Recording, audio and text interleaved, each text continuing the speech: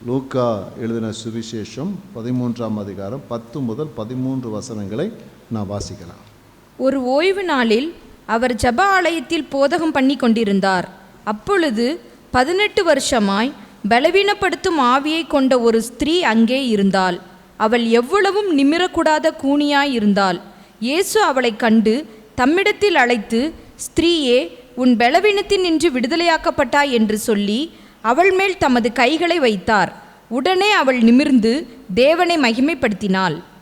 அல்லேலூயா. ஒரு அற்புதமான ஒரு சுகம் நடைபெற்றிருக்கிறதை நாங்கள் பார்க்கிறோம். இயேசுவானவர் இந்த பூமியில் இருந்தபோது எங்கும் நன்மை செய்கிறவராய் அவர் சுற்றி திரிகிறார்.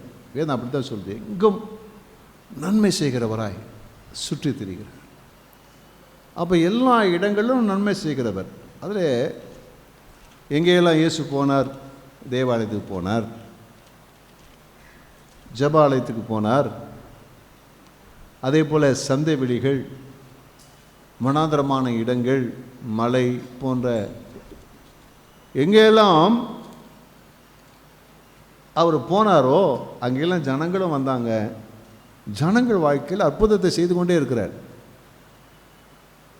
அதில் எங்கும் நன்மை செய்கிறவராய், எல்லாருக்கும் நன்மை செய்கிறவராய் இயேசு இருக்கிறார். இங்கும் ஆண்டவராய் இயேசுவானவர் செய்த ஒரு அற்புதத்தை என்ன செய்கிறோம் நம்ம பார்க்கிறோம். ஆண்டவராய் இயேசுவானவர் வழக்கம் போல அவர் ஜெப ஆலயத்திற்கு அவர் செல்லுகிறவராய் இருக்கிறார். அப்படி செல்லும்போது வழக்கமாக தேவனுடைய அந்த ஜெப ஆலயத்தில் போய் அங்கே வேத வாக்கியங்களை வாசித்து, தீர்க்க தரிசன ஆகமங்களை வாசித்து அதை குறித்து உபதேசம் பண்ணுகிற பழக்கம் இயேசுக்கு இருந்தது. அதே போல தான் இங்கேயும் ஆண்டு என்ன செய்கிறார்? ஒரு அங்கே உபதேசம் பண்ணுகிறார், போதகம் பண்ணி கொண்டிருக்கிறார். அப்போ இதே போல் ஒரு நாளில் இயேசுவானவர் ஒரு ஜெபாலயத்துக்கு போகிறார். தேவாலயம் ஒன்றுதான் எருசலேமில். ஆனால் தேவனுடைய யூதர்கள் என்ன செய்தாங்க சொல்ல, பல இடங்களில் தேவனை ஆராதிக்கிறதுக்கு ஜெப ஆலயங்கள் என்று கட்டி வைத்திருந்தார்கள். அப்போ ஏகப்பட்ட ஜெப ஆலயங்கள் என்ன செய்தது இருந்தது. அந்த ஜெப ஆலயங்கள் ஒன்றிலே இயேசுவானவர் உள்ளே நுழைகிறார். லூக்கா 4ஆம் அதிகாரம் 16 முதல் 21 வசனங்களே நம்ம அதில் பார்க்கலாம். தாம் வளர்ந்த ஊராகிய நாசரேத்துக்கு அவர் வந்து தம்முடைய வழக்கத்தின்படியே ஓய்வு நாளில் ஜெப ஆலயத்திலே பிரவேசித்து வாசிக்க எழுந்து நின்றார். அப்பொழுது ஏசாயா தீர்க்கதரிசியின் புத்தகம் அவரிடத்தில் கொடுக்கப்பட்டது. அவர் புஸ்தகத்தை விரித்தபோது, கர்த்தருடைய ஆவியானவர் என்மேல் இருக்கிறார், தரித்திரருக்கு சுவிசேஷத்தை பிரசங்கிக்கும்படி என்னை அபிஷேகம் பண்ணினார், இருதயம் நறுங்குண்டவர்களை குணமாக்கவும், சிறைப்பட்டவர்களுக்கு விடுதலையையும், குருடருக்கு பார்வையையும் பிரசித்தப்படுத்தவும், நொறுங்குண்டவர்களை விடுதலையாக்கவும், கர்த்தருடைய அனுக்கிரக வருஷத்தை பிரசித்தப்படுத்தவும் என்னை அனுப்பினார் என்று எழுதியிருக்கிற இடத்தை அவர் கண்டு வாசித்து புஸ்தகத்தை சுருட்டி பணிவிடைக்காரனிடத்தில் கொடுத்து உட்கார்ந்தார். ஜெப ஆலயத்தில் உள்ள எல்லாருடைய கண்களும் அவர் மேல் நோக்கமாயிருந்தது.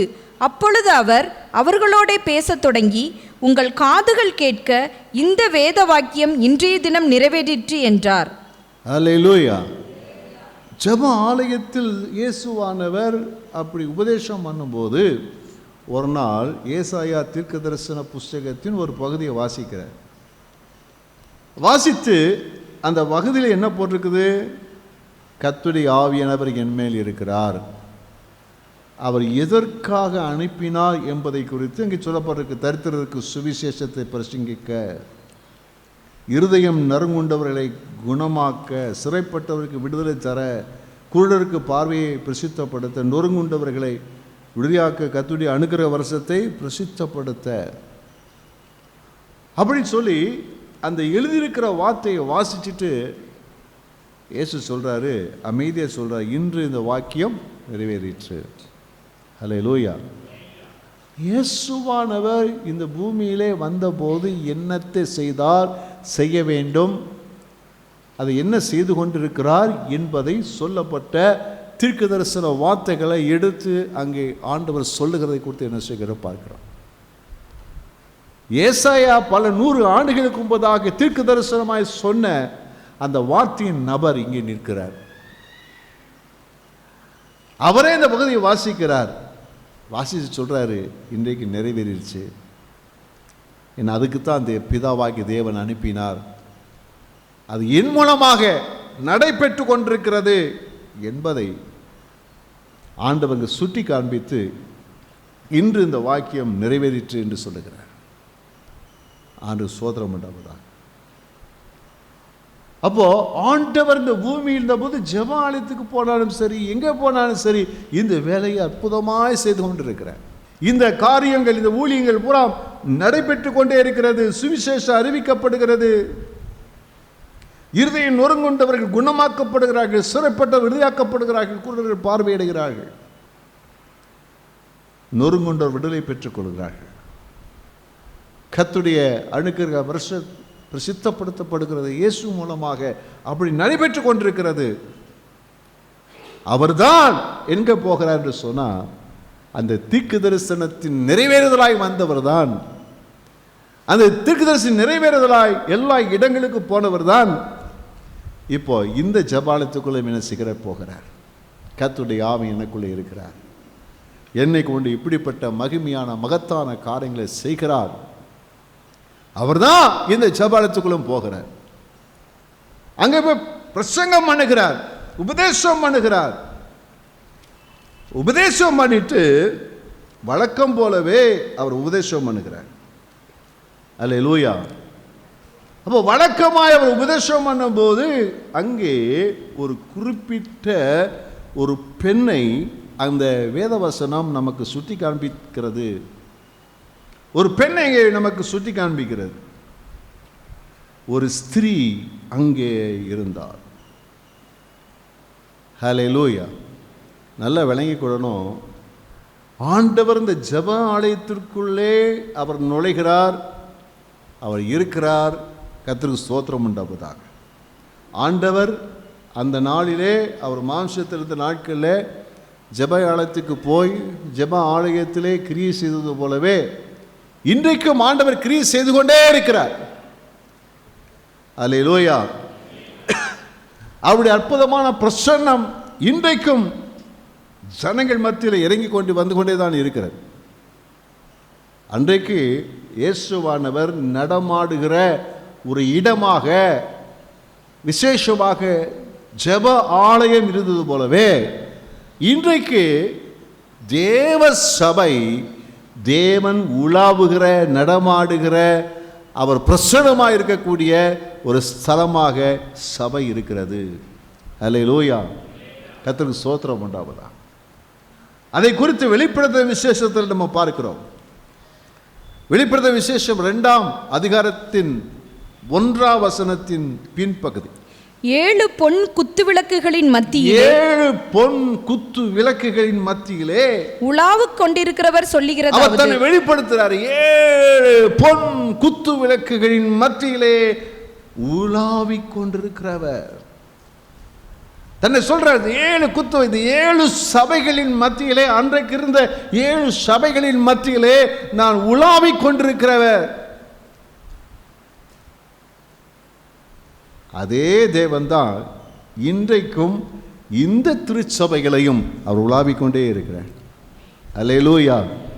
எப்படி ஜெப ஆலயத்திலே அவர் தன்னை குறித்து எழுதப்பட்ட வார்த்தையின்படி தீர்க்க தரிசனமாக எழுதப்பட்ட அந்த நிறைவேறுதலாக ஜெப ஆலயத்துக்குள்ளே வந்து நிறைவேறிற்று என்று சொன்னாரோ, அதே இயேசுவானவர் சபைகள் ஸ்தாபிக்கப்பட்டதற்கு முன்பதாக சபையின் மத்தியிலே உலாவுகிறவர் என்று சொன்னாரோ, அந்த இயேசு இன்றைக்கும் சபையின் மத்தியிலே உலாவிக் கொண்டே இருக்கிறார்.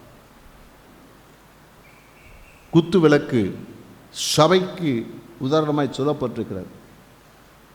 அதே அதிகாரங்களிலே வெளிப்படுத்த விசேஷம் 1ஆம் அதிகாரங்களிலே பின்னுள்ள வசனங்களிலே பார்த்தீங்க சொன்னால், அந்த 7 பொன் குத்து விளக்குகளும் 7 சபையாம் என்று சொல்லப்பட்டிருக்கு. அப்போ ஆண்டவர் சபையின் மத்தியிலே உலாவிக் கொண்டிருக்கிறார். இயேசுவானவர் சபையிலே உலாவவில்லை என்றால் அந்த சபை ஒண்ணுமே கிடையாது. ஏன் சபை நடக்கிறது, ஏன் சபை செயல்படுகிறது என்று சொன்னால் அங்கு இயேசுவானவர் இருக்கிறார். இயேசுவானவர் உலாவிக் கொண்டிருக்கிறார். ஹல்லேலூயா.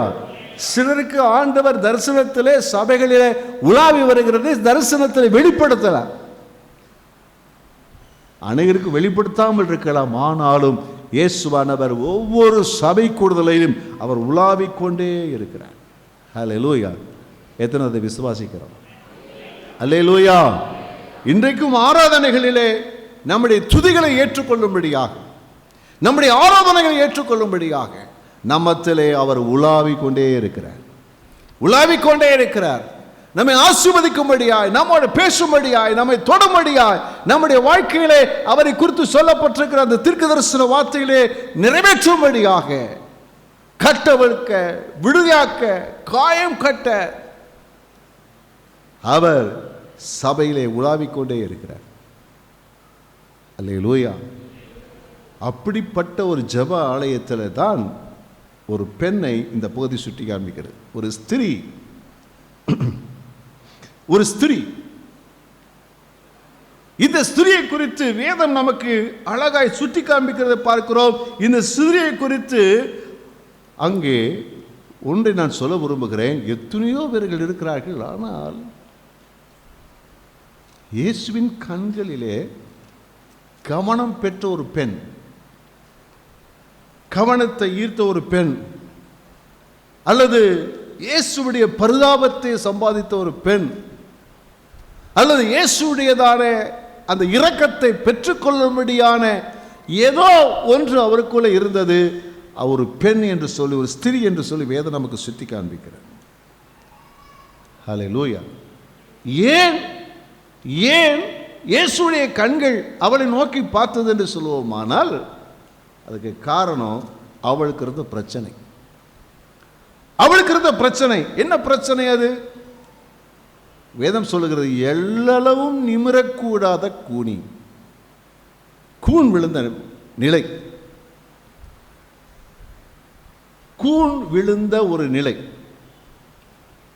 அப்படியே உடம்பு என்ன செய்யுது, அப்படி கொஸ்டின் மார்க் மாதிரி வளைஞ்சிருக்குது. அந்த நபர்களை நம்ம எப்படி என்னைக்கா பார்த்துருக்கிறோமா என்னன்னு தெரியல, ஆனால் ரொம்ப பரிதாபமானது. அப்போ ஒரு நபருக்கு கூன் விழுந்திருக்குன்னு சொன்னால் பல காரணம் இருக்கலாம். டாக்டர்கிட்ட போனால் சொல்லுவாங்க, கால்சியம் குறைபாடு, எலும்பு தேஞ்சிருக்குது, இல்லை ஏதாவது பிரச்சனை இருந்துச்சு சொல்லுவாங்க. ஆனால் இங்கே வேதம் நமக்கு சுட்டி காண்பிக்கிறது. என்ன சுட்டி காண்பிச்சுன்னா, பலவீனப்படுத்துகிற ஒரு ஆவி, ஒரு பலவீனப்படுத்துகிற ஆவி என்ன செய்ததாம், அவளை அப்படி சரத்திலே பாதித்து அவளை கூனியாக மாற்றி வச்சது, அவளை குறுகி போக வைத்திருந்தது, சிறுமைப்படுத்தி வைத்திருந்தது, வேதனைப்படுத்தி வைத்திருந்தது. உலகத்தில் மற்றவர்களைப் போல மற்ற நன்மைகளை அனுபவிக்க விடாதபடி அவளை மிக மோசமான நிலையிலே அவளை பலவீனப்படுத்தி இருந்தது. வேதத்தில் அழகாய் ஆவியை எழுதி வச்சிருக்கிறார், பலவீனப்படுத்துகிற ஆவி. இப்படிப்பட்ட நிலையிலே இந்த பலவீனப்படுத்துகிற ஆவி அவளை பலவீனப்படுத்துறது எவ்வளவு காலங்கள் என்று சொன்னால், நீண்ட காலங்கள், 18 ஆண்டுகள், 18 நீண்ட ஆண்டுகள். அந்த பெண்ணுக்கு எத்தனை வயசுன்னு தெரியாது, ஆனால் திட்டமாய் சொல்லப்பட்டிருக்கு 18 நீண்ட ஆண்டுகள் அவள் உடம்பு வளைந்த நிலையிலே, முதுகை நிமிர்த்த முடியாத நிலையிலே அவள் சிறுமைப்பட்டவளாக அவள் வாழ்ந்தாள். அநேக சமயங்களில் இப்படிப்பட்டவங்களெல்லாம் ஒரு நல்ல விசேஷத்துக்கு போனால் என்ன செய்ய மாட்டாங்க, நல்ல சுகனமாக ஏற்றுக்கொள்ள மாட்டாங்க. ஓரமாப்போ ஒரு மூலையில் போய் உட்காரு. சில சமயம் நல்ல விசேஷம் கூப்பிட கூட மாட்டாங்க. புறக்கணிக்கப்பட்ட ஒரு நிலை என்ன செய்ய இருக்கு. இப்படிப்பட்ட நிலையில தான் அந்த நிலை என்ன செய்தது இருந்தது. அப்போ இன்றைக்கு அநேக பிரச்சனைக்கு காரணம், நம்முடைய வாழ்க்கையில் இருக்கக்கூடிய அநேக பிரச்சனைக்கு காரணம் அது யார் என்று சொன்னால் இந்த பிசாசு தான். பிசாசு அவன் அநேக காரியங்கள் என்ன செய்கிறான், அவன் நமக்கு தீமை செய்கிறவனாக இருக்கிறான். அப்போ இந்த பெண்ணை வேதம் சுட்டி காண்பிக்கிறது 18 நீண்ட ஆண்டுகள். ஆனா இந்த பெண் இவட்ட உள்ள ஒரு சிறப்பு அம்சம் என்னன்னு சொல்லி சொன்னீங்கன்னா, அவள் தன்னுடைய சரீரத்திலே ரொம்ப பாதிப்படைந்து நடக்க இயலாத நிலை, அல்லது மற்றவருக்கு முன்பதாக நின்று ஒரு தைரியமா ஒரு நல்ல மதிப்பா இன்னும் பேசக்கூடிய நிலை கிடையாது. ஆனாலும் அந்த ஜெப ஆலயத்துக்கு அவளும் வந்திருந்தாள். ஹல்லேலூயா, கர்த்தருக்கு ஸ்தோத்திரம் உண்டாவதா. அதான் அவளுடைய வாழ்க்கை இருக்கக்கூடியதான ஒரு சிறப்பு அம்சம். கர்த்தருக்கு ஸ்தோத்திரம் உண்டாவதா. எந்த நாளிலே, ஓய்வு நாளிலே, பழையற்பாட்டு காலங்களிலே கர்த்தருக்கான நாள் என்ன நாள்னு சொன்னா சனிக்கிழமை ஓய்வு நாள். ஆனால் அந்த ஓய்வு நாளில் வீட்டிலே ஓய்வு எடுக்காதபடி தேவனை தேடி தேவனுடைய ஆலயத்துக்கு ஜெப ஆலயத்துக்கு எது செய்கிறாள், அவள் வந்திருக்கிறாள். கர்த்தருக்கு ஸ்தோத்திரம் உண்டாவதா. அப்போ ஒரு விசேஷம் நம்முடைய வாழ்க்கையிலே தேவனுடைய கவனத்தை நாம் ஈர்க்க வேண்டுமானால், அல்லது தேவனிடத்தில் ஒரு நன்மையை நாம் பெற்றுக்கொள்ள வேண்டுமானால் நாம் செய்ய வேண்டியது என்ன அப்படின்னு சொன்னால், நாம் எந்த நிலையில் இருந்தாலும் கர்த்தரை தேட வேண்டும். எந்த நிலையில எப்படி இருந்தாலும் தேவனுடைய ஆலயத்துக்குள்ளே நான் வரவேன். அல்லேலூயா, கர்த்தருக்கு ஸ்தோத்திரம் உண்டாவது. எந்த நிலையில் இருந்தாலும் சரி, எப்பேற்பட்ட பிரச்சனை இருந்தாலும் சரி, நாம் தேவ ஆலயத்துக்கு வரவேன். ஏன்னா நமக்கு உதவி செய்கிற அவர் தான், நம்முடைய வாழ்க்கையில் அற்புதம் செய்கிற அவர் தான், நம்முடைய வாழ்க்கையை மாற்றுகிற அவர் தான். எந்த ஒரு ஆசீர்வாதம் அவரிடத்தில் தான் வருகிறது, எந்த ஒரு அற்புதமும் அவரிடத்தில் தான் வருகிறது. ஆகையினாலே நாம் தேவ சமூகத்தில் தேவனை தேடி நாம் ஓடி வரவே. வேதத்தில் அழகாய் ஆவியானவர் எழுதி வச்சிருக்கிறார். எபிரேயர் 10ஆம் அதிகாரம் 25வது வசனம். சபை கூடி வருதலை சிலர் விட்டு விடுகிறது போல. கவனிங்க, ஒரு சிலர் விட்டு வர்றாங்க. காரணங்கள் பலவா இருக்கலாம். உடல்நிலை சரியில்லாமல் இருக்கலாம், விசேஷங்கள் அந்த நாட்கள் இருக்கலாம், அல்லது வேற ஏதாவது பிரச்சனை இருக்கலாம். அந்த சிலரை குறித்து வேதம் அவங்க கவனித்து சொல்லுகிறது. அந்த சிலர் விட்டு விடுகிறார்கள். மறுபடியும் தொடர்ந்து வாசிங்க. நாமும் விட்டு விடாமல் ஒருவருக்கொருவர் புத்தி சொல்ல கடவோம். நாம் என்ன செய்யக்கூடாது, விட்டு விடக்கூடாது. அநேகர் விட்டு விடுகிறது போல நீங்க விட்டுறாதீங்க, நீங்க விட்டுறாதீங்க. ஏன்னா அந்த சபை கூடுதல் தேவ சமூகம் என்பது மகிமையானது, மகத்தானது. ஏன்னா சபைகளை தேவன் உலாவிக் கொண்டிருக்கிறார், கர்த்தருடைய ஆவியானவர் உலாவிக் கொண்டிருக்கிறார். அவர் தம்முடைய ஜனங்களை சந்திக்க வருகிறார். தேவையுள்ளவர்களை, பிரச்சனைகளை கர்த்தர் கண்ணோக்கி பார்க்கிறவராய் இருக்கிறார். ஆகினால் சபை கூடுதலை நாம் எந்த விதத்திலும் அல்லேலூயா வெளிப்படுத்தின விசேஷத்தில் 2:1 பின்பகுதியை மறுபடியும் வாசிப்போமா? 7 பொன் குத்து விளக்குகளின் மத்தியிலே உலாவிக் கொண்டிருக்கிறவர் சொல்லுகிறதாவது. அல்லேலூயா. என்ன சொல்றாரு? 7 குத்து விளக்காகி சபையின் மத்தியிலே.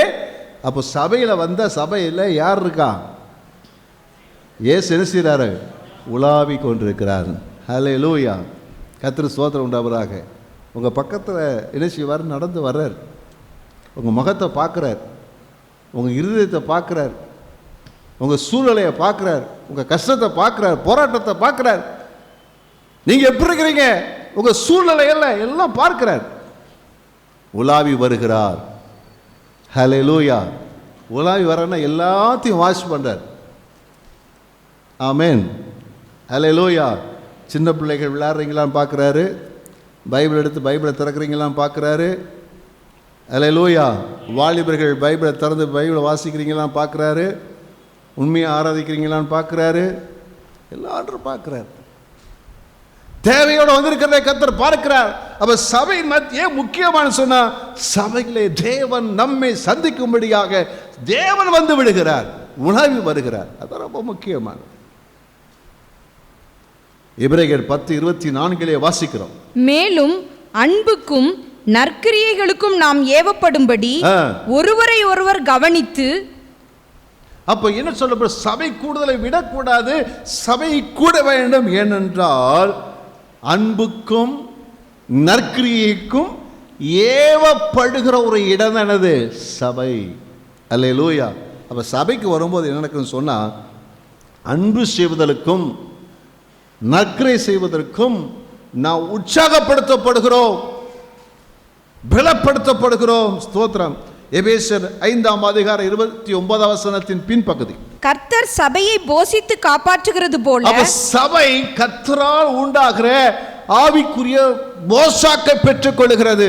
எப்படி நம்முடைய வீட்டில் நம்முடைய தாய் நமக்கு நல்ல ஆகாரத்தை கொடுத்து நமக்கு போஷாக்கை கொடுக்கிறார்களோ, அதே போல தேவன் சபையை என்ன செய்கிறாரா, அவர் போஷித்து காப்பாற்றுகிற நல்ல உணவை கொடுத்து, ஆரோக்கியமான உணவை கொடுத்து ஆண்டவர் நம்மை பலப்படுத்துகிறார், நம்மை ஸ்திரப்படுத்துகிறார். நமக்குள்ள ஆவிக்குரிய வளர்ச்சியை உண்டு பண்ணும்படி நல்ல ஆவிக்குரிய சாப்பாடை கொடுக்கிறார். ஆமீன் சொல்லுவோமா? அல்லேலூயா சொல்லுவோமா? அல்லேலூயா. கர்த்தர் ஸ்தோத்திரம் உண்டாவதாக. எபேசியர் 4:11-12 மேலும் நாம் அனைவரும் தேவனுடைய குமாரனை பற்றும் விசுவாசத்திலும் அறிவிலும் ஒருமைப்பட்டவர்களாகி. தேவகுமாரனை குறித்ததான அறிவிலும் அப்புறம் விசுவாசத்திலும் என்ன செய்யணும்? நம்ம எல்லாம் நல்லா வளரணும். அப்புறம் கிறிஸ்துவினுடைய நிறைவான வளர்ச்சியின் அளவுக்கு தக்க பூரண புருஷராகும் வரைக்கும் அவரை போல நம்முடைய லைஃப்ல மாற்றம் வரணும். பரிசுத்தவான்கள் சீர்பொருந்தும் பொருட்டு சுவிசேஷ ஊழியத்தின் வேலைக்காகவும் கிறிஸ்துவின் சரீரமாகிய சபையானது பக்தி விருத்தி அடைவதற்காகவும். அப்போ நாம் சீர்திருத்தப்பட வேண்டும், பக்தி விருத்தி அடையப்பட வேண்டும், சுவிசேஷ ஊழியம் செய்ய ஊக்குவிக்கப்பட வேண்டும். இதற்கெல்லாம் சேர்த்து தான் கர்த்தர் சபை வச்சிருக்கிறார். ஒரு அல்லேலூயா சொல்லுவோமா? நீங்க சபையில ஒழுங்கா பங்கு பெற இதெல்லாம் கிடைக்காது. நமக்கு சபையில பங்கு பெறலாம் கிடைக்காது. அல்லேலூயா. Praise the Lord. அல்லேலூயா. கர்த்தர் ஸ்தோத்திரம் உண்டாவதாக. அடுத்து பார்த்தீங்கன்னா 2 கொரிந்தியர் 11:2 நான் உங்களை கற்புள்ள கன்னிகையாக கிறிஸ்து என்னும் ஒரே புருஷனுக்கு ஒப்பு கொடுக்க நியமித்தபடியால் போதும். அப்போ கிறிஸ்துவின் மனவாட்டியாக ஆயத்தப்படுத்துகிற ஒரு அற்புதமான ஒரு இடம் என்னதுன்னா சபை. சபையை கற்புள்ள கன்னிகையாக மணவாளனை சந்திப்பதற்கு ஆயத்தப்படுத்துகிற, கர்த்தராகிய இயேசுவை சந்திப்பதற்கு ஆயத்தப்படுத்துகிற ஒரு இடம் தானது சபை. கர்த்தர் ஸ்தோத்திரம் உண்டாவதாக. 1 கொரிந்தியர் 12:28 தேவனானவர் சபையிலே, கவனிங்க, சபையிலே முதலாவது அப்போஸ்தலரையும், இரண்டாவது தீர்க்கதரிசிகளையும், மூன்றாவது போதகர்களையும், பின்பு அற்புதங்களையும், பின்பு குணமாக்கும் வரங்களையும், ஊழியங்களையும், ஆளுகைகளையும், பலவித பாஷைகளையும் ஏற்படுத்தினார். சபையில இதெல்லாம் தேவன் வச்சிருக்கிறார். எங்கே சபைக்குள்ள வந்தீங்கன்னா அப்போஸ்தலர், தீர்க்கதரிசி, போதக ஊழியத்தினுடைய அந்த வரங்கள் மூலமாக உண்டாகிற ஆசீர்வாதங்கள் நம்ம பெற்றுக்கொள்கிறோம், அற்புதங்கள் பெற்றுக்கொள்கிறோம், ஆசீர்வாதங்களை பெற்றுக்கொள்கிறோம். இதெல்லாம் என்ன செய்கிறது? நமக்குள்ள நடக்குது. சபையில் வரும்போது தான் ஆவியானவர் நம்முடைய வாழ்க்கையில் இருக்கிற பிரச்சனைகளை மாற்றும்படியாய் அற்புதமான காரியங்கள், அற்புதங்கள், குணமாக்கும் வரங்கள் எங்கே இருக்கு? சபையில் இருக்குது. அந்த வரங்கள் நமக்குள்ள என்ன செய்யும்? கிரியை செய்யும் போது நமக்குள்ளே அற்புதங்கள் நிறைய நடக்கும். வியாதி சுகமாகும், பிரச்சனை மாறும், போராட்டங்கள் மாறும், கவலைகள் மாறும், நமக்கு வேண்டிய ஆலோசனை கொடுக்கப்படும், தீர்க்கதரிசன வார்த்தைகள் நமக்குள்ள வரும், கர்த்தர் நம்மோடு கூட பேசுவார், வியாதி சுகமாகும், போராட்டங்கள் மாறும், பிசாசின் கட்டுகள் உடைக்கப்படும். விசுவாசிகளுக்கு விரோதமாக செய்யப்படுகிற மந்திரவாதங்கள், பில்லி சூனிகள் எல்லாம் அறுக்கப்படும். எல்லாம் எங்கே நடக்கும் சொன்னால் சபையில் இதெல்லாம் நினச்சி கொண்டிருக்கிறது. ஹல்லேலூயா. அதனால தான் சபை கூடுதலை சிலர் விட்டு விடுகிறது போல விட்டு விடாதீங்க. பக்கத்தில் சொல்லுங்கள், என்னானாலும் சர்ச்சு விட்டு விட்டு ஆராதனை விட்டுறக்கூடாது, சபையை விட்டுறக்கூடாது. ஹல்லேலூயா. சிலர் எடுத்ததுக்கெல்லாம் சபைக்கு வர விட்டுப்பாட்டிடுவாங்க. கணவன் மனைவி சண்டைன்னா சர்ச்சுக்கு வர மாட்டாங்க. விசுவாசி ஒருத்தருக்கு ஒருத்தர் பிரச்சனைனா சபைக்கு வர மாட்டாங்க. அது மதியீனமான ஒரு செயல். இந்த அம்மா பாருங்க, எந்த அப்படிப்பட்ட நடக்க முடியாத நிலையிலும், அல்லேலூயா, நான் விசுவாசி இருந்த காலங்களெல்லாம் ஒரு அம்மா மோசமான வயிற்றுப்போக்கு கடைசி பெஞ்சில் உட்காந்துருந்தாங்க. நல்ல மூத்த விசுவாசி தான் அவங்க. கடைசியில் பாஸ்டரையா எனக்கு ஜோம் பண்ணுங்க, என்ன எனக்கு ரொம்ப முடியல, ஆனாலும் சர்ச்சுக்கு வந்துட்டேன். ஆண்டு சுகமாக்க மாட்டாரா? சொல்லுங்களேன், சுகமாக்க மாட்டாரா? ஹல்லேலூயா. கர்த்தருக்கு ஸ்தோத்திரம் உண்டாகுதா. இது என்னன்னா, இது ஒரு பெதஸ்தா, நம்மை சுகமாக்குகிற இடம், அற்புதத்தை பெற்றுக்கொள்கிற இடம், கட்டுவிக்கப்படுகிற இடம், உருவாக்கப்படுகிற இடம், ஆசீர்வதிக்கப்படுகிற ஒரு இடமாக இருக்கிறது. தேவன் இங்கே கிரியை செய்கிறவராக இருக்கிறார். ஹல்லேலூயா. அதனால தான் சபைக்குள்ள இதான் அந்த அம்மா அதுக்கு தான் நினைச்சாங்க, ஜெபாலயத்தில் எப்போதும் ஓய்வு நேரத்தில் வந்துடுறாங்க. ஹல்லேலூயா. கர்த்தருக்கு ஸ்தோத்திரம் உண்டாகுதா. இப்போ இயேசு ஆண்டவர் பார்க்குறாரு, அந்த ஆண்டவர் பார்க்குறாரு. கவனிச்சு பார்க்கும்போது ஆண்டவர் எதை பார்க்குறாருன்னா, மனுஷனையும் மனுஷனுடைய பிரச்சனைகளையும் கர்த்தர் கண்ணோக்கி பார்க்கிறார். மனுஷனுடைய பிரச்சனைகளை கர்த்தர் பார்க்கிறார். இந்த அம்மாவை பார்த்தபோது ஆண்டவர் ஒரு வித்தியாசமா இருக்குது. என்னன்னு பார்த்தா, இந்த அம்மாவுக்கு என்ன செய்ய, முதுகு பெண்டாகி கூணு விழுந்திருக்கிறது. கர்த்தருக்கு ஸ்தோத்திரம் உண்டாவதா. கூணு விழுந்திருக்கிறது. ஆண்டவருக்கு பார்க்காம இருக்க முடியுமா? அல்லேலூயா. கர்த்தரோ உலக மனிதர்கள் நாம் மேன்மையாக இருக்கும் போது நம்மை பார்ப்பார்கள், நம்மை தேடுவார்கள். ஆனால் இயேசுவோ நம்முடைய சிறுமைகள், கஷ்டங்கள், பிரச்சனைகள், போராட்டங்கள், அப்படிப்பட்ட நேரங்களிலே கர்த்தர் நம்மை தேடுகிறார், நம் பக்கத்தில் வருகிறார். அல்லேலூயா. சங்கீதம் 35 சங்கீதத்தில் 15 வசனம் முன் பகுதியில் வாசிக்கிறோம். கர்த்தருடைய கண்கள் நீதிமான்கள் மேல் நோக்கமாய் இருக்கிறது. நீதிமான்கள் மேல் நோக்கமாய் இருக்கிறது. பக்கத்தை பார்த்து சொல்லுங்களேன், கர்த்தருடைய கண்கள் உங்க மேல நோக்கமாய் இருக்கிறது. கர்த்தருடைய கண்கள் உங்க மேல் நோக்கமாய் இருக்கிறது. உங்களை கவனிச்சு பார்க்கிறாரு. அல்லேலூயா. கர்த்தர் உங்களை கவனிச்சு பார்க்கிறார், நோக்கமாய் இருக்கிறது. அது உங்களுக்கு எப்படி புரியுதே தெரியலையே. கர்த்தருடைய கண்கள் நீதிமான்கள் மேல், அப்ப என்ன அர்த்தம்? பார்த்துக்கிட்டே இருக்கிறார். பக்கத்தில் சொல்லுங்க, கர்த்தர் பார்த்துக்கிட்டே இருக்காருங்க.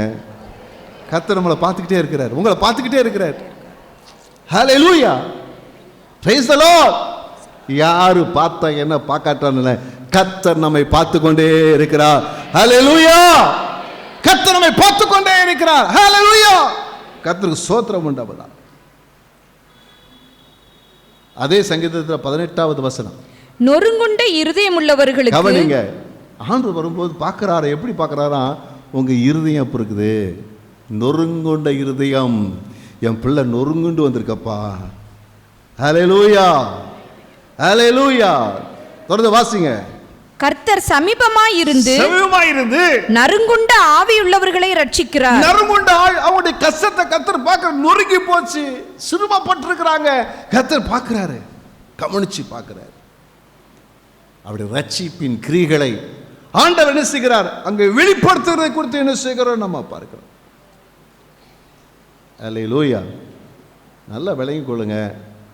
தேவன் சபையிலே நீங்கள் வந்து உட்கார்ந்திருக்கும் நேரங்களில் உங்களை கவனித்து பார்த்துக்கிட்டே இருக்கிறார். நாங்கள்லாம் உங்களை பார்க்க முடியாது. நாங்கள் இப்படி லேசாக பார்ப்போம். நீங்கள் பிரசங்கத்தை கவனிக்கிறீங்களா இல்லையா? அதைத்தான் பார்க்க முடியும். ஆனால் தேவனோ உங்களை கவனித்து பார்க்கிறார். இருதயம் எப்படி இருக்குது, நொறுங்கிட்டு போயிருக்கிறா, பிரச்சனையோடு வந்திருக்கிறோமா, கஷ்டத்தோடு வந்திருக்குமா, போராட்டத்தோடு வந்திருக்குமா, பாவத்தோடு போராடுறியா, அல்ல ஜெயம் பண்ணிட்டியா, ஜெயம் எடுத்துட்டியா, அல்ல வாழ்க்கையில் என்ன பிரச்சனை, இதெல்லாம் என்ன செய்கிறாரு, கவனித்து பார்க்கிறார். ஹல்லேலூயா. அப்போ கவனித்து பார்க்கும்போது ஆண்டவர் பார்க்குறாரு, இந்த பெண், இந்த வளைந்த அந்த முதுகை கொண்ட பெண், கூனி என்று சொல்லி பார்க்கக்கூடிய அந்த பெண், அவள் ஒரு நாள் 2 நாள் அல்ல, அவர் 18 நீண்ட ஆண்டுகள் இப்படியே இருந்திருக்காருப்பா. இப்போ ஆண்டருக்கு எவ்வளோ பரிதாபம் இருக்கு யோசிச்சு பாருங்க, எவ்வளோ கஷ்டமாக இருந்திருக்கு யோசிச்சு பாருங்க. ஆண்டவருக்கு அப்படியே உள்ள என்ன செய்கிறது, துடிக்கிறது. நீங்கள் பார்த்தீங்கன்னா இயேசுநாதரை குறித்து பார்க்கும்போது ஆச்சரியமாக இருக்கும். இயேசு கண்ணீர் விட்டார், அழுதார். இயேசு மனதுருகினார், மனதிறங்கினார், கண்ணீர் விட்டார், அழுதார். எங்க கடவுள் கண்ணீர் விட முடியுமா? கண்ணீர் விடுறார், அதான் கடவுள், அதான் நம்முடைய ஆண்டவர், அதான் இயேசு. அவருடைய பிரச்சனைகளை பார்த்து அவர் கண்ணீர் விடுகிறார், பரிதாபப்படுகிறார், வேதனைப்படுகிறார். அவர் துடிக்கிறவராக என்ன செய்கிறார், அவர் இருக்கிறார். அவர் பார்க்குறாரு. இதுக்கு காரணம் என்ன சொன்னா, ஒரு ஆவி, பலவீனப்படுத்துக்கு ஒரு ஆவி. நல்லா தான் இருந்தா, சுகமாக தான் இருந்தா, ஆனா என்னாச்சு, ஒரு ஆவி அவளை பிடித்தது, அவளுடைய சரத்தை பாதித்தது.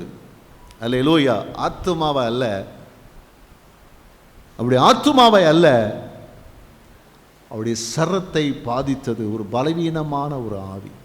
ஆத்துமா நல்லா இருக்குது, ஆவி நல்லா இருக்குது, ஆராதனை நல்லா இருக்குது, ஆண்டவரை நேசிக்கிறா, எல்லாம் செய்கிறாங்க, எல்லாம் நடக்குது. ஆனால் என்ன இல்லை, அவருடைய சரத்தை இந்த ஆவி என்ன செய்து, பலவீனப்படுத்தி இருக்கிற. அந்த பலவீனம்தான் முதுகு பெண்டாயிற்று. அல்லேலூயா. யோவான்ல 10:10 ஆண்டவர் சொல்றார், திருடன் திருடவும் கொல்லவும் அழிக்கவும் என்று வேறு ஒன்றுக்கு வர்றான். அல்லேலூயா. பிசாசு கேவலமானவன். சொல்லுங்க, பிசாசு கேவலமானவன். அவனுக்கு நல்ல எண்ணமே கிடையாது. அவன் திருடன். நம்மளை கொள்வதும் அழிப்பதும் தான் அந்த திருடனுடைய நோக்கமாக இருக்கிறது, எண்ணமாக இருக்கிறது. ஆனால் இயேசு சொல்றாரு, நானோ ஜீவன் அடிக்க வந்தேன் சொல்றாரு. ஜீவனை கொடுக்கும்படி வந்தேன், அது பரிபூர்ணப்படும்படியாக வந்தேன் சொல்லி இயேசு சொல்றார். அவர் நமக்கு உயிரை கொடுக்கிறவர், நம்ம வாழ்ந்திருக்க செய்கிறவராக என்ன அவர் இருக்கிறார். அல்லேலூயா. இதே போலதான் அநேக பலவீனங்கள் நம்முடைய சரத்தில் இருக்கிறது. அநேகர் பாதிக்கப்பட்டிருக்கிறோம். இன்னைக்கு எத்தனை வியாதிகள் பாருங்க. சுகர் ப்ராப்ளம், அந்த ப்ராப்ளம், இந்த ப்ராப்ளம், அந்த முட்டு வலி, அந்த வலி, இந்த வலி, இந்த வலி, அந்த வலி. இப்போலாம் என்ன வியாதி சொல்ல முடியாத அநேக வியாதிகள் என்ன செய்கிறது இன்னைக்கு நிறைய இருக்குது. ஆனால் விசுவாசிகள் அநேகர் என்ன செய்கிறாங்க சொன்னால், அப்படிப்பட்ட வியாதி, அப்படி சின்ன பிள்ளையும் வியாதியில் பாதிக்கப்படுது, வாலிபர்களும் பாதிக்கப்படுறாங்க, பெரியவங்களும் பாதிக்கப்படுறாங்க. ஒரு கேள்வி எழும்புகிறது, ஏன் வியாதி அப்படி சொல்லுவோமானா, அதுக்கு அநேக காரியங்கள் இருந்தாலும் அதில் ஒரு காரியம் சொன்னால், ஒருவித ஆவி, பலவீனப்படுத்துகிற ஆவி நம்முடைய சரத்தை பலவீனப்படுத்தி நாம் வேலை செய்யக்கூடாதபடி, நாம் கர்த்தருடைய காரியத்தை செய்யக்கூடாதபடி, நாம் சந்தோஷமாக இருக்கக்கூடாதபடி அது நம்முடைய வாழ்க்கையிலே போராடி கொண்டே இருக்கிறது. அல்லேலூயா. கர்த்தருக்கு ஸ்தோத்திரம் உண்டாவதாக. அப்போ பலவீனப்படுத்துகிற ஆவி, இது சர்வப்பிரகாரமான ஒரு பலவீனம். இந்த ஆவியில் சர்வப்பிரகாரமான பலவீனத்தை தருகிறது. ஆவிக்குரிய நிலைகளிலும் இந்த பலவீனப்படுத்துகிற ஆவியில் சில பலவீனத்தை கொண்டாந்துடும். சிலரை பார்த்தீங்கன்னா ஆவிக்குரிய நிலையில் ரொம்ப பலவீனமாக இருப்பாங்க. கொலோசியரில் நம்ம வாசிக்கிறோம் 3ஆம் அதிகாரம் 1 முதல் 5 வசனங்கள். நீங்கள் கிறிஸ்துவுடன் கூட எழுந்ததுண்டானால், நீங்கள் கிறிஸ்துவுடனே கூட எழுந்ததுண்டானால், யாரா கிறிஸ்துவோடு கூட உயிரோடு எழுந்திருச்சுக்கிறீங்க, ரட்சிக்கப்பட்டு இருக்கீங்க, ஞானஸ்நானம் பெற்றிருக்கிறீங்க, கிறிஸ்துவோடு எழுந்ததான. ஞானஸ்நானத்தை என்ன செய்கிறோம், தண்ணியில் முக்குறோம், வெளியே எடுக்கிறோம். பழைய மனுஷன் செத்து போயாச்சு. இப்போ யார்? புது கிறிஸ்துவோடு கூட உயிரோடு எழுத புதிய மனுஷனாக இருக்க, புதிய சிருஷ்டியாக இருக்கிறார். நீங்கள் எழுந்தது உண்டானால் அப்புறம் கிறிஸ்து தேவனுடைய வலது பாரிசத்தில் வீற்றிருக்கும் இடத்தில் உள்ள மேலானவைகளை தேடுங்கள். எதைத்தான்ப்பா தேடணும்? மேலான பரலோகத்தில் உள்ளதை தேடணும். கிறிஸ்து தேவனுடைய வலது பாரிசத்தில் வீற்றிருக்கிற இடத்துல மேலானவைகளை தேடணும். அப்போ பரலோகத்தில் உள்ளவைகளை தேடணும். உண்மைதானா? அல்லேலூயா. அடுத்து வாசிங்க. பூமியில் உள்ளவைகளை அல்ல, மேலானவைகளையே நாடுங்கள். பூமியில் இருக்கிறது இல்லப்பா, மேலானது. எது மேலானது? தேவ சமூகத்திற்கு, பரலோகத்திற்கு மேலானது. பக்கத்தை சொல்லுங்களேன். பூமிக்குரியது இல்லைங்க, பரலோகத்திற்கு மேலானதை தேடுங்க. அல்லேலூயா. கர்த்தர் ஸ்தோத்திரம் உண்டா. வாசிங்க. ஏனென்றால் நீங்கள் மரித்தீர்கள். நல்லா கவனிங்க. ஏன்னா நீங்க மரிச்சீங்க. உங்கள் ஜீவன் கிறிஸ்துவுடனே தேவனுக்குள் மறைந்திருக்கிறது. ஜீவன் தேவனுக்கு, கிறிஸ்துவுக்கு என்ன இருக்குது? உங்க ஜீவன் கிறிஸ்துக்குள்ள இருக்குது. உங்க வாழ்க்கை இயேசுக்குள்ள இருக்குது. இயேசு உங்களுக்குள்ள வாசம் பண்றாரு. நீங்க இயேசுவோடு இருக்கிறீங்க. ஆகையினால நீங்க எப்படித்தான் இருக்கணும்? நீங்க இப்படிப்பட்ட ஒரு ஆவிக்குரிய நல்ல ஒரு மனுஷனாக இருக்க வேண்டும். பரலோக சிந்தை உள்ளவனாக, பரலோக நடக்க உடையவர்களாக நிச்சயத்தை வாழ வேண்டும். தொடர்ந்து வாசிங்க. நம்முடைய ஜீவனாகிய கிறிஸ்து வெளிப்படும் போது நீங்களும் அவரோட கூட மகிமையிலே வெளிப்படுவீர்கள். உயிர்த்தெழுதல்ல என்ன செய்வீங்க? உயிர்த்தெழுது நித்தியம் அவரோடு கூட இருக்கும்படியான வாக்கியத்தை பெற்றுக்கொள்வீர்கள். ஆகையால் விபச்சாரம், கவனிங்க, ஆகையால் நீங்க யாரு? கிறிஸ்துவோடு கூட உயிரோடு எழுந்தவர்கள். என்ன செய்யணும்? கிறிஸ்து தேவனுடைய வலது பாரிசத்தில் வீற்றிருக்கிற இடத்துள்ள மேலானவைகளை தேட வேண்டும். அதே என்ன செய்து கொள்ள வேண்டும்? நாட வேண்டும். அப்படின்னு சொல்லிட்டு இப்போ என்ன சொல்றாரு பாருங்க. யாரை பார்த்து சொல்றாரு? கொலோசி சபைக்கு எழுதுறார். கொலோசி சபைக்கு சொல்லும்போது சொல்றார். வாசிங்க. ஆகையால் விபச்சாரம், கவனிங்க, நீ அதை விட்டுட்டு பூமிக்குரிய பார்க்க கூடாது. உபச்சாரம், அசுத்தம், மோகம், துரிச்சை, விக்கிரக ஆராதனையான பொருளாசை ஆகிய இவைகளை பூமியில் உண்டு பண்ணுகிற. அப்போ இதெல்லாம் என்ன செய்யுது? இதெல்லாம் எப்படிங்க? இதான் ஆண்டவர் கேட்கிறார். இதெல்லாம் எப்படி? நீ இயேசுவோட உயிரோடு கூட எழுந்துட்ட. நீ பரலோகத்தின் வாசி, பரலோகத்துக்குரியவனா இருக்க வேண்டும். ஆனா உலக மனுஷன்கிட்ட காணப்படுறபடி இந்த விபச்சாரம், வேசித்தனம், காம விகாரம், இச்சைகள், பொருளாசை, விக்கிரக ஆராதனைன்னு பொருளாசை, பணத்துக்காகவே வாழ்கிறது, பொருளுக்காகவே வாழ்கிறது, இப்படிலாம் இருந்தா எப்படி? இது ஏன்? இதுக்கு ஒரு ஆவி காரணம். பலவீனப்படுத்துகிற ஆவி. விசுவாசிகள் பரிசுத்தமாய் வாழ விடாதபடி, சத்தியத்தில் வாழபடி, பரலோக சிந்தை உள்ளவர்களாய் வாழக்கூடாதபடிக்கு ஒரு ஆவி இது செய்யுது. அந்த ஆவி உங்களை பலவீனப்படுத்துகிற ஆவி இருக்கிறது.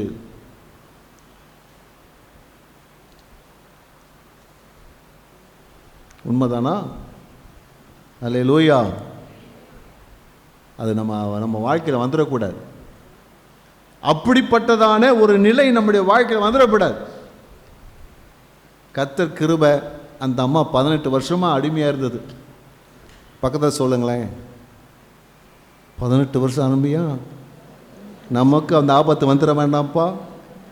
நமக்கு அந்த ஆபத்து வந்துட வேண்டாம். தம்பிமார் சொல்லு, அந்த ஆபத்து நமக்கு வந்துட வேண்டாம். பிடிச்சிச்சுன்னா போகிறது ரொம்ப கஷ்டம். பிடிச்சிச்சுன்னா போகிறது ரொம்ப கஷ்டம். அல்லேலூயா. அந்த பலவீனப்படுத்துகிற ஆவி வந்துட்டா ஒரு வழி பண்ணாமல் என்ன சொல்லி முடிச்சுட்டு தான் போகும். ஆளை க்ளோஸ் பண்ணிட்டு தான் போகும். ஆனால் கர்த்தர் கிருபை. அந்த கூனியை என்ன செய்தார்? ஆண்டவர் சந்தித்தார். கண்ணோக்கி பார்க்கிறார். கர்த்தருடைய கண்கள் நீதிமான்கள் மேல் நோக்கமாக இருக்கிறது. கவனிச்சு பார்க்குறாரு, உன்னிச்சு பார்க்குறாரு. அல்லேலூயா. பார்த்துட்டு என்ன சொல்றாரு பாருங்க, 12ஆம் வசனம், லூக்கா 13:12 வாசுங்க. இயேசு அவளை கண்டு தம்மிடத்தில் அழைத்து, ஆண்டவர் பார்த்தது மாத்திரமல்ல, என்ன செய்யறாரா? தம்மிடத்தில் அழைக்கிறார். என்ன பேர் சொல்லி அழைச்சாரோ தெரியாது. ஏமா அங்கே வாமான்னு கூப்பிட்டுருக்கிறார். எப்படி கூப்பிட்டாரு தெரியாது. ஆனால் நினைச்சிருக்கிறாரு, கூப்பிட்டுருக்கிறார். தம்மிடத்தில் அழைத்தார். சபைக்கு வரும்போது தேவன் அழைக்கும் சத்தம் நம் காதில் கேட்க வேண்டும். தேவன் நம்மோடு பேசுகிற சத்தம் நம்முடைய காதில் கேட்கணும். அவருடைய அழைப்பின் சத்தம் நம்மகிட்ட கேட்கணும். யாரையோ ஆண்டவர் அழைக்கிறார் என்ன செய்யக்கூடாது? இருக்கக்கூடாது. அங்கிட்டு திரும்பி பார்க்க கூடாது. யார ஆண்டவர் உன்னைத்தானே பார்க்குறாரு, உன்னைத்தானே பார்க்குறாரு. உனக்கு தானே பிரச்சனை, உனக்கு தானே கஷ்டம். அப்போ ஆண்டவர் என்ன செய்யறாரு? உன்னைத்தான் ஆண்டவர் பார்த்து கூப்பிடுறாரு. சும்மாவா கூப்பிடுவாரு? பக்கத்து சும்மாவா கூப்பிடுவாரு? அல்லேலூயா. கர்த்தர் ஸ்தோத்திரம். சமீபத்தில் இந்த சும்மா என்ற வார்த்தைக்கு கொஞ்சம் அர்த்தத்தை தேடி பார்த்தா அதுக்கு இருக்குதப்பா ஒரு 30-40 அர்த்தம் இருக்குது சும்மான்ற வார்த்தைக்கு. சும்மாலாம் கிடையாது. சும்மாவுக்கு ஏகப்பட்ட அர்த்தம் இருக்குது. சபைக்கு வந்து சும்மாலாம் கிடையாது. அல்லேலூயா, அல்லேலூயா. சும்மாலாம் சபைக்கு வர சும்மா வர்றதில்லை. இது தேவன் நம்மை சந்திக்கிற இடம், கர்த்தர் நம்மை சந்திக்கிற இடம், நம்முடைய வாழ்க்கையை மாற்றுகிற இடம், நமக்கு அற்புதத்தை செய்கிற இடம், நமக்கு அதிசயத்தை செய்கிற இடம், நம்முடைய வாழ்க்கையில மறுரூபத்தை தருகிற இடம், ஆண்டவர் நம்முடைய வாழ்க்கையில பெரிய காரியத்தை ஒரு செய்கிற ஒரு இடம். கர்த்தர் நம்மகிட்ட பேச அழைக்கும் போது என்ன செய்யணும்? அதை விசுவாசிக்கணும். என்னத்தான் ஆண்டவர் கூப்பிடுறாரு, என்னத்தான் கூப்பிடுறாரு, என்னத்தான் கர்த்தர் பேச கூப்பிடுறாரு, என்னத்தான் கர்த்தர் விசுவாசிக்கணும். அல்லேலூயா. அது மாத்திரமல்ல, உடனே எதிர்பார்க்கணும். இயேசு சும்மா கூப்பிட மாட்டார், ஏதோ ஒன்று செய்து தான் கூப்பிடுவார் ஆண்டவர். அந்த 18 ஆண்டுகள் அவள் இப்படி வேதனைப்படும் போது தேவன் கூப்பிட்டாருன்னா சும்மா கூப்பிடுவாரு? இல்ல சும்மா கூப்பிட்டேன்னு சொல்லுவாரா? இல்ல. ஆண்டவருடைய அழைப்புக்கு ஒரு பெரிய ஒரு எதிர்பார்ப்பு நமக்கு இருக்க வேண்டும். ஆண்டவர் சும்மாவே விட மாட்டார், சும்மாவே அனுப்ப மாட்டார். ஒரு அற்புதத்தை செய்யாமல் விட மாட்டார். தேவ சமூகத்துக்கு வரும்போது ஒரு அற்புதத்தை செய்யாமல் விட மாட்டார். நம்முடைய பிரச்சனையை தீர்க்காமல் விட மாட்டார். இப்போ தேவ சமூகத்தை நம்ம வரணும், ஒரு எதிர்பார்ப்போடு வரணும். இன்றைக்கு ஆண்டவனை கூப்பிட்டாரு, இன்னைக்கு உனக்கு அற்புதத்தை செய்வார். ஹல்லேலூயா. ஆண்டவர் கூப்பிட்டவர் பேசுகிறார். என்ன பேசுறாரு? 12ஆம் வசனத்தில் வாசிக்கிறோம். ஸ்திரீயே, உன் பலவீனத்தில் நின்று விடுதலையாக்கப்பட்டாய். பலவீனத்திலிருந்து விடுதலையாக்கப்பட்டாய். ஹல்லேலூயா. என்ன ஒரு அற்புதமான ஒரு வார்த்தை, என்ன ஒரு அற்புதமான ஒரு வார்த்தை, எப்படிப்பட்டதான ஒரு அதிசயமான ஒரு வார்த்தை. உன் பலவீனத்திலிருந்து விடுதலையாக்கப்பட்டாய் என்று சொன்னார். என்ன ஒரு அற்புதம், என்ன ஒரு அற்புதம். இது தேவன் ஒரு வார்த்தை சொன்னால் இது என்ன அற்புதம். அவர் சொன்னது சொன்னதான். உன் பலவீனத்திலிருந்து விடுதலையாக்கப்பட்டாய் என்று சொன்னார். சொன்னது சொன்னதுதான். பலவீனம் மாறிச்சு சொன்னா பலவீனம் மாறத்தான் செய்யுது. விடுதலை உண்டாச்சு சொன்னா விடுதலை உண்டாகத்தான் செய்கிறது. அதுக்கு மாற்று வார்த்தை கிடையவே கிடையாது. ஆண்டவர் அப்பா சொல்ற, உன் பலவீனத்திலிருந்து விடுதலை பெற்றாய். ஹல்லேலூயா, ஹல்லேலூயா, ஹல்லேலூயா. கர்த்தருக்கு ஸ்தோத்திரம் உண்டாவதாக. சிலருக்கு என்னதான் கர்த்தர் பேசினாலும் பாஸ்டர்கிட்ட வந்து தலையில் கை வச்சு ஜெபம் பண்ணா தான் அவங்களுக்கு ஒரு திருப்தி இருக்கும். உண்மைதானா? ஹல்லேலூயா. பாஸ்டர்கிட்ட போய் ஜெபம் பண்ணிட்டு வந்துடுவோம், தலையில் கை வச்சு ஜெபம் பண்ணிட்டு வந்துடுவோம்.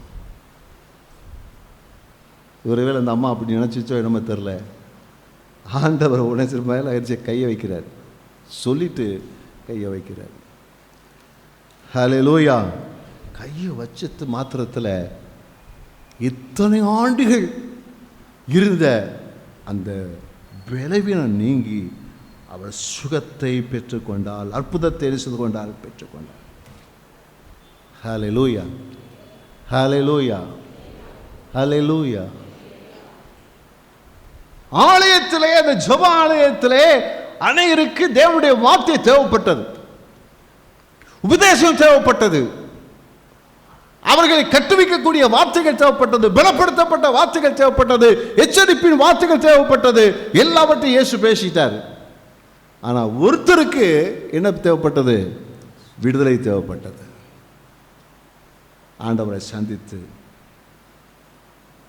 அவளோடு பேசினார், அழைத்தார். உன் விடுதலை, உன்னுடைய பலவீனம் நீங்கிடுதுன்னு சொன்னார். தொட்டார், அற்புதம் என்ன செய்கிறது? நடக்கிறார். ஏசாயா 58 அதிகாரம் 8வது வசனம். அப்பொழுது விடியற்கால வெளுப்பை போல உன் வெளிச்சம் எழும்பி உன் சுகவாழ்வு சீக்கிரத்தில் துளிர்த்து. அல்லேலூயா, கர்த்தருக்கு ஸ்தோத்திரம் உண்டாவதாக. வேதத்தில் ஆண்டவர் தெளிவாக சொல்லியிருக்கிறாரு, உன் வாழ்க்கையில, உன் பிரச்சனையில, உன் கஷ்டத்துல ஆண்டவர் உன்னை சந்திக்கிற நேரம் வரும்போது என்ன நடக்கும் சொன்னா, விடிய காலத்து வெளுப்பை போல உன் வெளிச்சம் எழும்பும். உன் வெளிச்சம் எழும்பும், உன் சுகவாழ்வு சீக்கிரத்தில் துளிர்த்து. உன் நீதி உனக்கு முன்னாலே செல்லும். உன் நீதி உனக்கு முன்பதாக செல்லும். கர்த்தருடைய மகிமை, கர்த்தருடைய மகிமை உன்னை பின்னாலே காக்கும். பின்னாலே காக்கும். அல்லேலூயா. ஒன்று, உன்னுடைய சுகவாழ்வு துளிர்க்கும், கர்த்தருடைய மகிமை உன்னை பின்னாலே காக்கும். அற்புதம் நடக்கும். அந்த அற்புதம் உன் வாழ்க்கை முழுமையும் உன்னை தொடர்ந்து கொண்டே இருக்கும். ஹல்லேலூயா. அந்த அற்புதம் மாறாது. தேவன் இவ்விதமாய் நம்மோடு கூட கிரியை செய்ய வல்லவராகவே இருக்கிறார். நம்முடைய வாழ்க்கையில எந்த பலவீனமாக இருந்தாலும் சரி, கர்த்தர் மாற்ற வல்லவராக இருக்கிறார். எந்த வியாதியாக இருந்தாலும் சரி, எந்த போராட்டங்களாக இருந்தாலும் சரி, எந்த பிரச்சனைகளாக இருந்தாலும் சரி, கர்த்தர் மாற்ற உண்மையுள்ளவராக இருக்கிறார். ஹல்லேலூயா, ஹல்லேலூயா. இன்றைக்கும் ஆண்டவர் நம்முடைய வாழ்க்கையில் அதை கிரியை செய்ய போகிறார். நம்முடைய வாழ்க்கையில் தேவன் அற்புதத்தை செய்வார். சபையின் நடுவிலே உலாவி வருகிறவர், சபையின் நடுவிலே உலாவி வருகிறவர், குத்து விளக்குகளின் நடுவிலே உலாவி வருகிறவர், எல்லாரையும் பார்க்குறாரு, உன்னிச்சு பார்க்குறாரு. உன் பிரச்சனை என்ன? இவன் பிரச்சனை என்ன? இவன் பிரச்சனை என்ன? இவன் போராட்டம் என்ன? இவன் கஷ்டம் என்ன? அவன் எதுக்காக அழுகிறான்? எதுக்காக மனவேதனைப்படுறான்? எதுக்காக அவன் போராடிட்டு இருக்கிறான்? கர்த்தர் அற்புதம் செய்யும்படி வந்திருக்கிறார். ஹல்லேலூயா, ஹல்லேலூயா. கர்த்தர் அற்புதம் செய்யும்படி வந்திருக்கிறார். லூக்கா 13:13 வாசிங்க. அவள் மேல் தமது கைகளை வைத்தார். கைகளை வைத்தார். உடனே அவள் நிமிர்ந்து தேவனை மகிமைப்படுத்தினாள். உடனே என்ன செய்தாராம்? நிமிர்ந்துட்டார். ஹல்லேலூயா, ஹல்லேலூயா. கர்த்தர் ஸ்தோத்திரம் உண்டாவதாக. உடனே நிமிர்ந்துட்டான். 18 வருஷம் நிமிர முடியாத அந்த கூனின்னு அழைக்கப்பட்டவ இன்னைக்கு நிமிர்ந்திருக்கா. எப்படி நிமிர்ந்திருப்பான்னு நினைக்கிறீங்க? 90 டிகிரி எழுந்துச்சு நின்றுருப்பா. ஹல்லேலூயா, ஹல்லேலூயா. ஒரு அற்புதம் இருக்கிறது, நடைபெற்றிருக்கிறது. இதுதான் கர்த்தர் செய்தா நமக்கு 100% அற்புதத்தை செய்வார். ஹல்லேலூயா. கர்த்தருக்கு ஸ்தோத்திரம் உண்டாவதா. தேவன் அற்புதத்தை செய்தார், 100% நம்முடைய வாழ்க்கையில் அற்புதங்களை செய்வார். அந்த அம்மா எந்த உடனே நிமிர்ந்தாங்க, சுகமாயிற்று. அல்லேலூயா. உடனே அந்த அம்மா என்ன செஞ்சாங்க? தேவனை மகிமைப்படுத்தினாங்க. ஹல்லேலூயா. அப்போது தேவன் நமக்கு நன்மை செய்யும்போது கர்த்தரை மகிமைப்படுத்த வேண்டும். அல்லேலூயா. கர்த்தரை என்ன செய்யணும்? மகிமைப்படுத்தணும். கர்த்தரை மகிமை. ஆண்டவரே நீ நல்லவர், எனக்கு அற்புதத்தை செய்திருக்கிறீ, உமக்கு ஸ்தோத்திரம் சொல்லி கர்த்தரை மகிமைப்படுத்த வேண்டும். அதை போய் 4 பேருக்கு சொல்லணும். இயேசு எனக்கு இந்த அற்புதத்தை செய்தார் என்று சொல்லி 4 பேருக்கு அந்த அற்புதத்தை குறித்து என்ன சொல்ல நம்ம சொல்ல வேண்டும். தேவனை மகிமைப்படுத்துறது பெரிய அற்புதமான வழி. ரட்சிக்கப்பட்டதை நம்ம எத்தனை பேருக்கு நம்ம சொல்கிறோம்? பாவத்திலிருந்து தேவன் நம்ம விடுதலையாக்கினது எத்தனை பேருக்கு நம்ம சொல்கிறோம்? தேவன் நம்முடைய சரீரத்தில் சுகத்தை தந்த எத்தனை பேருக்கு நாம் சொல்லுகிறோம்? அல்லேலூயா சொல்ல வேண்டும், சொல்ல வேண்டும். தேவனை எதிர்பார்க்கிறார், தேவனை மகிமைப்படுத்த வேண்டும் சொல்லி கர்த்தர் எதிர்பார்க்கிறார். அப்போ தேவனை மகிமைப்படுத்த வேண்டும். அல்லேலூயா, கர்த்தர் ஸ்தோத்திரம் உண்டாவதாக. இந்த நாளிலும் தேவன் நம்மத்திலே உலாவி வருகிறவர். நம்முடைய பலவீனங்களிலிருந்து ஆண்டவர் நம்மை விடுவிக்கும்படியாக வந்திருக்கிறார். நம்முடைய பலவீனம் என்ன? சரீர பலவீனமா, ஆவிக்குரிய பலவீனமா, எதுவாயிருந்தாலும் கர்த்தர் சுகமாக்க விடுதலை தர உண்மையுள்ளவராக இருக்கிறார். அந்த பலவீன தேவன் தொடும்போது அந்த ஆவி அகன்று போகிறது, அது சிதறிக்கப்படுகிறது, அழிக்கப்படுகிறது. ஒரு அற்புதம் நம்முடைய வாழ்க்கை நடக்கிறது. தேவன் பெரிய காரியங்களை செய்வார். அல்லேலூயா. தேவன் அற்புதம் செய்யும் போது இயற்கைக்கு மேலான எந்த ஒரு காட்சியும் அங்கே காணப்படவில்லை, எந்த ஒரு அடையாளமும் காணப்படலை. ஆனால் என்னப்போம், இயேசு நமக்கு அற்புதம் செய்யும்போது அப்படியே மேகம் இறங்கி வரும், அல்லது இப்படி ஒரு காட்சி தெரியும், அல்லது உடம்புல ஒரு சிலிப்பு உண்டாகும், அல்லது அப்படி இருக்கும் இப்படி இருக்கும், ஒரு அக்கினி நம்ம மேலே இறங்கும். ஒரு அக்கினியும் வராது. பக்கத்தில் சொல்ல, ஒரு அக்கினியும் வராது. வந்தால் சந்தோஷம். ஆனால் தேவன் கிரியை செய்யும்போது அற்புதம் நடக்கும். அதான் ஒரு அல்லையிலே சொல்லுவோமா? அல்லேலூயா. கர்த்தர் ஸ்தோத்திரம் உண்டாவதாக. தேவன் செய்கிற அற்புதம் அப்படியே நடக்கும். இயேசு செய்யும்போது எந்த இயற்கைக்கு மேலே ஆபிரகாம் வரல, ஈசாக்கு வரல, யாக்கோபு வரல, எலியா வரல, எலியா வரல, மோசே வரல, பிதா சாட்சி கொடுக்கல, ஒன்றுமே செய்யலை. ஆனால் நடந்தது அற்புதம். ஹல்லேலூயா, ஹல்லேலூயா. அழைச்சா இயேசுகிட்ட வந்துடணும். வந்துட்டா அவர் என்ன செய்வார்? பலவீனம் நீங்கி விடுதலையாக்கப்பட்டான்னு சொல்லுவார், நீங்கிரும். ஹல்லேலூயா, ஹல்லேலூயா. ஆண்டோடு தொடுதல் இருக்கும். ஹல்லேலூயா. நீங்கள் நிமிர்ந்துருவீங்க, ஆசீர்வதிக்கப்படுவீங்க, சுகமாயிருவீங்க, பலவனை நீங்கி பலசாலியாக மாறிடுவீங்க. கர்த்தர் அவ்விதமாய் கிரியை செய்ய வல்லவராக இருக்கிறார். அல்லேலூயா. எல்லாம் எழுதி நின்று ஜெபிக்க போகிறோம். சபையின் நடுவிலே கிறிஸ்து உலாவிக் கொண்டிருக்கிறார். தேவன் உலாவிக் கொண்டிருக்கிறார். இது தேவன் உலாவுகிற இடம், கர்த்தர் உலாவுகிற இடம். கர்த்தர் சபையை போஷிக்கும்படி, காப்பாற்றும்படி, நம்முடைய வாழ்க்கையிலே அற்புதங்களை செய்யும்படி, நம்முடைய வாழ்க்கையில் இருக்கிற பிரச்சனைகளை மாற்றும்படி, ஒரு நிலையிலிருந்து இன்னொரு ஒரு மகிமையான நிலைக்குள்ளே நாம் கடந்து போகும்படியாக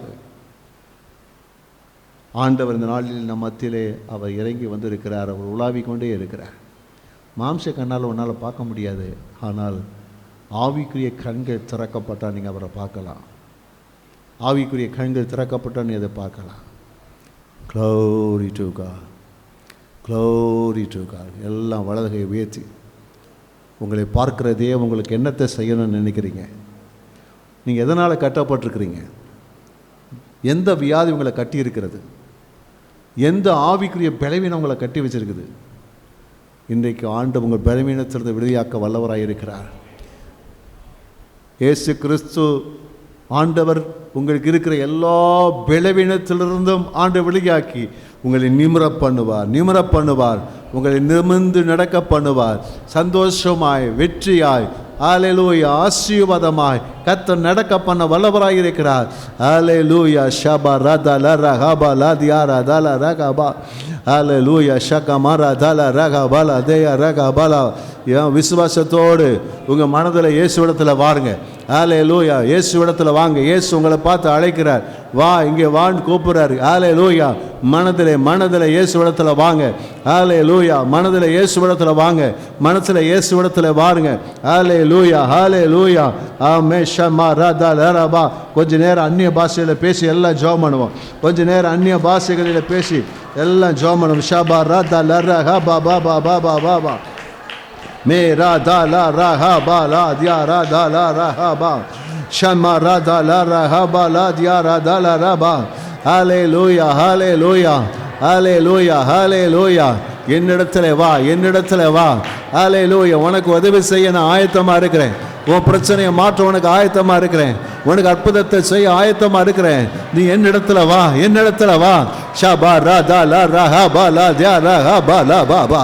விசுவாசத்தோடு, விசுவாசத்தோடு, நம்பிக்கையோடு, நம்பிக்கையோடு, நம்பிக்கையோடு, விசுவாசத்தோடு, நம்பிக்கையோடு, எதிர்பார்ப்போடு, எதிர்பார்ப்போடு. ஹல்லேலூயா. விசுவாசித்தவனே பாக்கியவதி, விசுவாசித்தவனே பாக்கியவான். ஹல்லேலூயா. ஹல்லேலூயா. ஒரு அற்புத வல்லமை இறங்கி வரட்டும். ஆவியானவரே, ஆவியானவர் ஒரு அற்புத வல்லமை இறங்கி வரட்டும். ஹல்லேலூயா.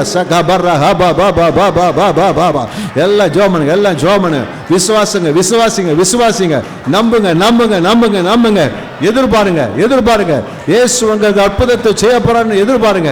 நம்பிக்கையோடு எதிர்பாருங்க. ஷக்கமா ரதல ரகபா லாத்தியா ரகபா பாபா. ஆமே ஷக்மா ஹரதல ரகபா பாபா. ஆண்டவராய் இயேசு கிறிஸ்துவின் நாமத்தினாலே, கர்த்தராய் இயேசு கிறிஸ்துவின் நாமத்தினாலே ஒவ்வொருடைய சரத்தையும் பலவீனப்படுத்துகிற ஆவியே அவளை விட்டு வெளியேறி போ. ஹல்லேலூயா. இயேசுவின் நாமத்தில் இயேசுவின் நாமத்தில் பலவீனத்தில் விடுதலை பெறுவார்களாக. இயேசுவின் நாமத்தில் விடுதலை, பலவீனத்திலிருந்து வெளியே விடுதலை பெறுவார்களாக. ஹல்லேலூயா. எல்லா வியாதிகளும் மாறுவதாக, எல்லா வியாதிகளும் மாறுவதாக, எல்லா வியாதிகளும் மாறுவதாக, எல்லா சரத்தின் வேதனைகளும் மாறுவதாக.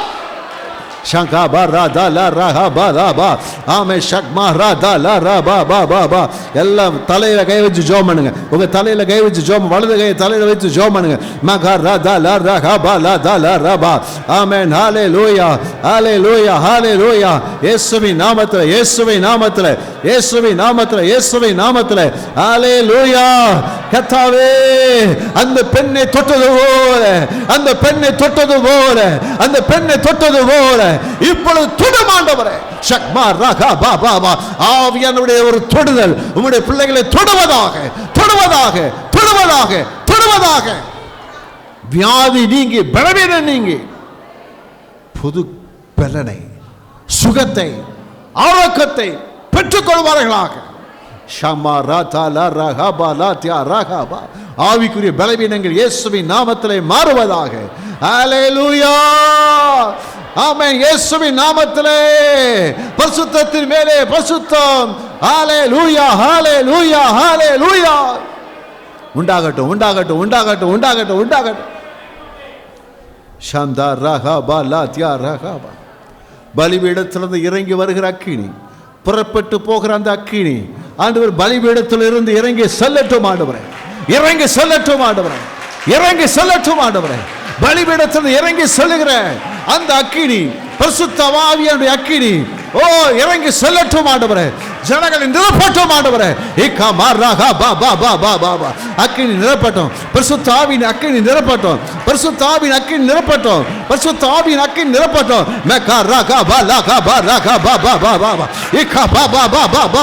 விடுதலை, விடுதலை, விடுதலை, விடுதலை, விடுதலை.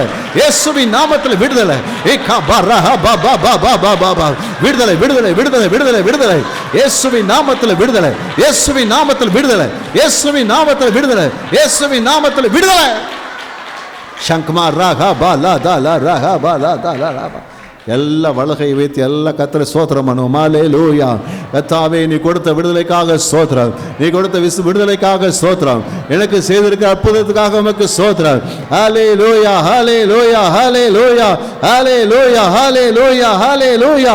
நன்றி ஆண்டவரே, நன்றி ஆண்டவரே, நன்றி ஆண்டவரே, நன்றி ஆண்டவரே. யெகோவாயீரே தந்தையாம் தெய்வம், நீ மாத்திரம் போதும் எனக்கு.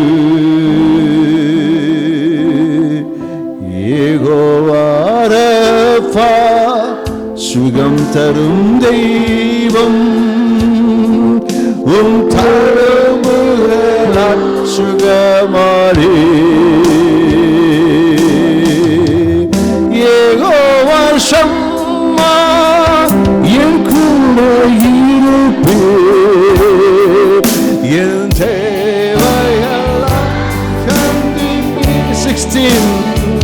யெகோவா ஷம்மா, என் கூட இருப்பே.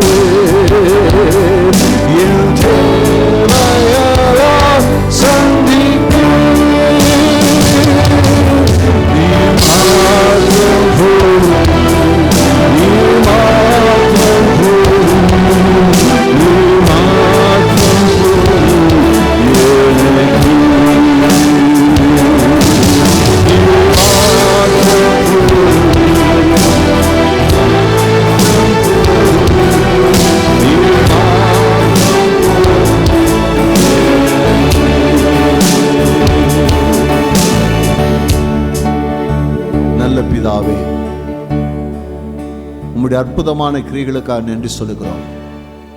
18 ஆண்டுகளாய் பலவீனப்படுத்தின ஆவியை கொண்டிருந்த கூனினால் பாதிக்கப்பட்ட பெண்ணுக்கு அற்புதத்தை செய்தவர். நம்முடைய பிள்ளைகளுடைய வாழ்க்கையில் என்னென்ன பலவீனம் இருந்ததோ, என்னென்ன வியாதிகள் அவரை பலவீனப்படுத்தி இருந்ததோ, எந்தெந்த ஆவிக்குரிய பலவீனம் இருந்ததோ அவைகளெல்லாம் கர்த்தர் மாற்றி நீ நிமிர பண்ணி இருக்கிறபடியால் ஸ்தோத்திரம். நிமிர பண்ணியிருக்க ஸ்தோத்திரம். அற்புதத்தை செய்திருக்கிறபடியால் ஸ்தோத்திரம். தொடர்ந்து நம்முடைய கிருபை, நம்முடைய பிரசன்னம், நம்முடைய ஆளுகை, நம்முடைய ஜனத்து மேல் இருப்பதாக. இயேசுவின் நாமத்தின் நல்ல பிதாவே, ஆமென்.